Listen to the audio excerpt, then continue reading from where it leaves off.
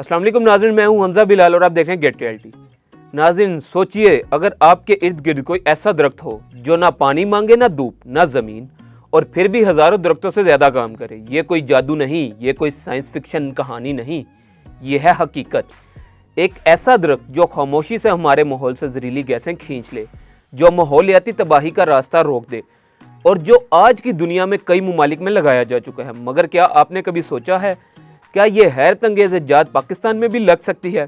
इसका खर्चा क्या होगा, फ़ायदा कितना होगा, और हमें कब तक ये अपनाना होगा? आज की वीडियो में हम इन्हीं सवालों के जवाब ढूंढेंगे, लेकिन सिर्फ मालूमात के लिए नहीं, बल्कि एक नई सोच, एक नए मुस्तकबिल के लिए।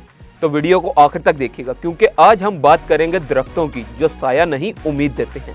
जब भी हम दरख्त का तस्वुर करते हैं तो आंखों के सामने आता है सबज पत्तों वाला तना जो ऑक्सीजन देता है, ठंडी छांव देता है। लेकिन आज हम जिस दरख्त की बात कर रहे हैं, इसमें ना तो पत्ते हैं ना तना, बल्कि ये एक मशीन की शक्ल में होता है। जी हाँ, ये है मसनूई दरख्त, एक ऐसा जदीद आला जो माहौल से खतरनाक कार्बन डाइऑक्साइड CO2 को खींचकर फजा से साफ करता है।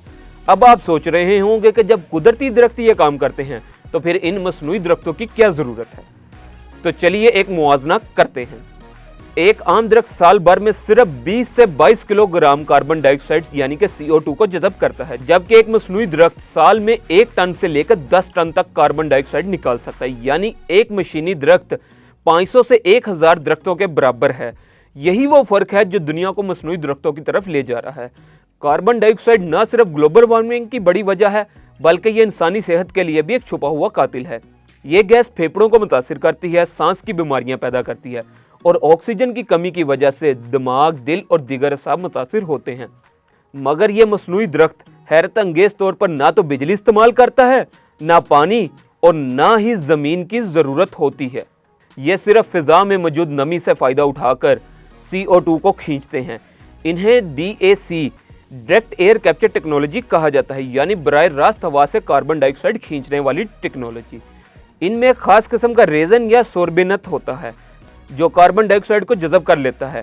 ये अमल 2 मराहिल पर मुश्तमिल होता है, और जब कार्बन डाइऑक्साइड जज़ब हो जाए तो इसे ज़ेरे ज़मीन महफूज कर दिया जाता है, या फिर संतों में दोबारा इस्तेमाल में लाया जाता है। अब सवाल ये है कि क्या ये सिर्फ तजर्बा गाहों में होते हैं? नहीं जनाब, ये अब ज़मीन पर हकीकत बन चुके हैं। आइसलैंड में पहला मुकम्मल DAC प्लांट ओरका हर साल 4000 टन कार्बन डाइऑक्साइड को जज़ब करके ज़ेरे ज़मीन महफूज कर रहा है। अमेरिका में टेक्सास में दुनिया का सबसे बड़ा प्लांट ज़ेरे तमीर है। स्विट्जरलैंड, कनाडा और सऊदी अरब में भी ये टेक्नोलॉजी आ चुकी है। अब बात करते हैं कीमत की। एक मसनूई दरख्त की कीमत तकरीबन 15,000 से 20,000 अमरीकी डॉलर है, यानी पाकिस्तानी रुपयों में 40 लाख से 70 लाख के दरमियान। लेकिन अगर यही टेक्नोलॉजी मकामी सतह पर तैयार की जाए तो कीमत सिर्फ 5 लाख से 10 लाख तक आ सकती है। अब एक आम फर्द के लिए यह रकम बड़ी हो सकती है, लेकिन अगर सोसाइटी, मोहल्ला या कॉलोनी मिलकर एक दरख्त लगाए तो ये 1000 दरख्त लगाने के बराबर होगा। ना पानी, ना माली, ना जमीन, सिर्फ एक बार की इन्वेस्टमेंट और लंबे अरसे का फायदा। पाकिस्तान में जहां सारा साल स्मॉग, धुंध और आलूदगी का राज होता है, वहां यह दरख्त एक इनकलाबी कदम बन सकता है। खास तौर पर बलोचिस्तान के थर सहरा, शहरी इलाकों की छतें, सनती जोन्स में ये दरख्त आसानी से लगाए जा सकते हैं। ज़रूरत है हुकूमती पॉलिसी की, सरमायाकारी की, यूनिवर्सिटी सतह पर रिसर्च और पायलट प्रोजेक्ट्स की।